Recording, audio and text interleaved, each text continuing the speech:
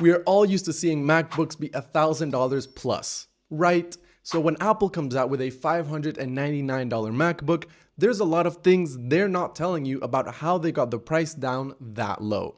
Well, I'm gonna talk about all of it. If you guys are new to the channel and love tech as much as I do, consider subscribing. I'd very much appreciate it. All right, so starting with number one, and the biggest thing Apple cut, the chip. So for years now, we've gotten the M line of chips on the MacBook Airs, Pros, and even on iPads. But to get the new Neo down to $600, they used an iPhone chip that came out in 2024, the A18 Pro. Now this news isn't all that crazy. It was pretty well broadcasted how Apple used a much less powerful chip for their new MacBook. But what I didn't see too many people talking about is how the chip they used isn't even the chip that was in the iPhone 16 Pros. The iPhone 16 Pro and Pro Max came out with an A18 Pro chip, with a 6-core CPU, a 6-core GPU, and a 16-core neural engine. The MacBook Neo, on the other hand, has a 6-core CPU, a 16-core neural engine, but a 5-core GPU, meaning that the chip Apple gave the Neo is one that's even less powerful than the phone it was originally intended for. Now granted, this difference doesn't make it an entirely new chip, but it does show that there's things that Apple did and didn't necessarily tell us about how they actually got the price down to $599. Now the second corner that Apple cut was with the RAM. While the new MacBook Air models start at 16 gigs and can go up to 32 gigs in RAM, the Neo is being sold at an 8GB unified RAM with no option of upgrading it in any way. This obviously plays a really big role in what the Neo will actually be used for, since with such a reduced amount of RAM, the tasks it can handle at once and the general power that it has is much lower than that of its siblings in the Air lineup. And ultimately, the RAM is going to be a big factor to know how the Neo ages with time. Number 3 on our list is the ports, because Apple really cut down with the ports on this one. The Neo has one USB 3 USB-C port up to 10 gigabytes per second, and then one USB 2 USB-C port up to 480 megabytes per second. It doesn't have Thunderbolt or USB 4 or MagSafe like the Air models do. And apart from that, the second USB-C port is pretty much useless, or at least just not as useful in any way as the first port. At number 4, we have the screen being a little cheaper than advertised. Now stick with me here.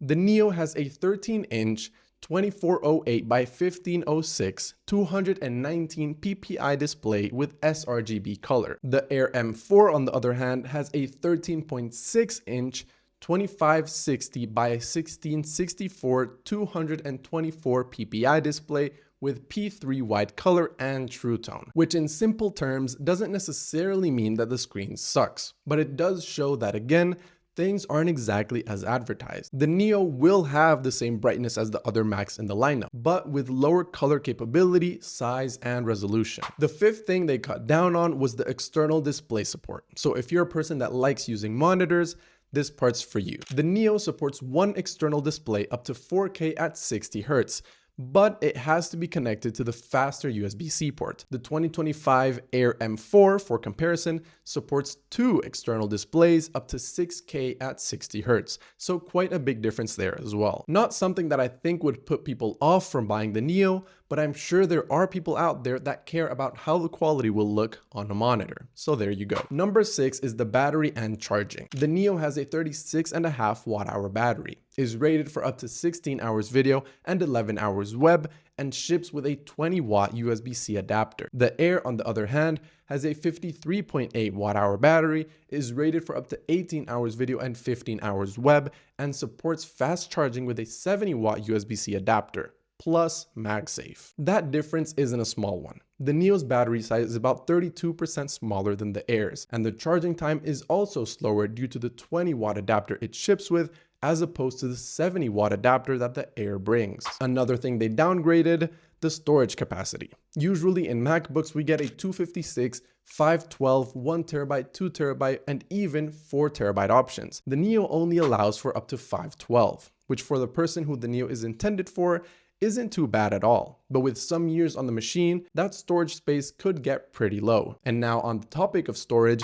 it's very likely as well that the Neo has slower storage than other MacBook models, seeing as they have cut down in many things, even if ever so slightly. Although Apple didn't publish SSD throughput, it is highly expected that the read and write are even just a tad slower than other models of the laptop. In number 8, we have something definitely more known, but the Touch ID not being standard is a pretty big downgrade that the Neo unfortunately got. Now you can get the Touch ID lock button by going up to the 512GB model, but at $700, I'd honestly advise for you to do a little more research and get an older M1 MacBook Air, or spend a little more and get it new. Either way, for around $700, I'm sure that you will be able to find a more powerful MacBook than the Neo. The 9th thing on our list is the keyboard. Again, a little more known since it was mentioned in the promo trailer, but the keyboard on the Neo isn't even backlit, and it doesn't have an ambient light sensor, two things that have been pretty standard in MacBooks for years. It might seem small, but in practice it really isn't. Whenever it's nighttime, seeing the keyboard will be hard, and even though I've heard people say that the actual screen will light up the keyboard, that's something I disagree with, because our screens are usually facing straight or up, and it definitely could add a little glow to the keyboard, but not to the point of fully lighting it up. And also keep in mind that these MacBook screens, especially in the dark, can get really bright. And I don't know too many people who use their Mac in the dark at full brightness, but I'll leave it to your interpretation. The trackpad comes in at number 10. Another pretty big downgrade. Apple is calling this trackpad a multi-touch trackpad, while the Airs have a force touch trackpad with pressure-sensitive input and force click functions. To best explain it, it's gonna feel a lot more like a physical, actual trackpad that we see on pretty much every other laptop, as opposed to feeling like the ones that the MacBook Airs have. The webcam has also been slightly downgraded. The Neo has a 1080p FaceTime HD camera. Meanwhile, the Air M4 and M5 have a 12 megapixel center stage camera with desk view while still doing 1080p HD recording. So the Neo does keep a decent webcam, but Apple clearly saved money on the imaging system and FaceTime features. So if you were a person that intended or needed to use their iPhone as their camera for when they're on calls,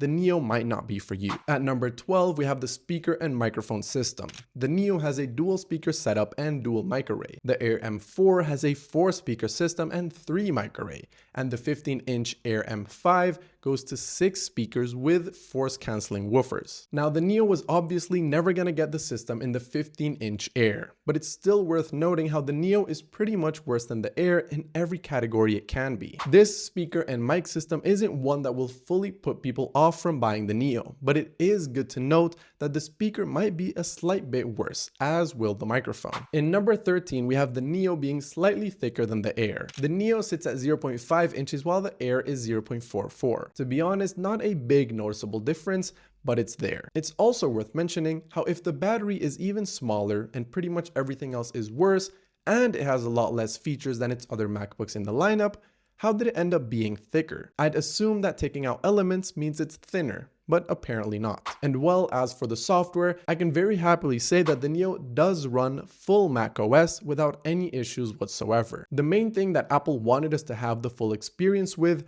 was macOS, and well, we got that. It is clear though that pretty much everywhere they could, they downgraded. The Neo has a slightly downgraded everything compared to other Macs in the lineup. So if you looked at the promo video Apple released and thought it was just every other MacBook with a lower chip class, you're sadly mistaken. The Neo is still an amazing machine for the price, and there's a lot of students out there that could definitely benefit from it. If you are curious as to whether the Neo is the perfect student laptop for you, I'll have a video linked in the top right hand corner so you can go and check it out. If you guys are new to the channel and haven't subscribed, I'd highly appreciate it and recommend it as well. If you like the video, hit the thumbs up button, and if there's anything you'd like me to comment on or make a video of, let me know and I'll gladly do so. I thank you all so much for watching this video, and I'll see you all in the next one.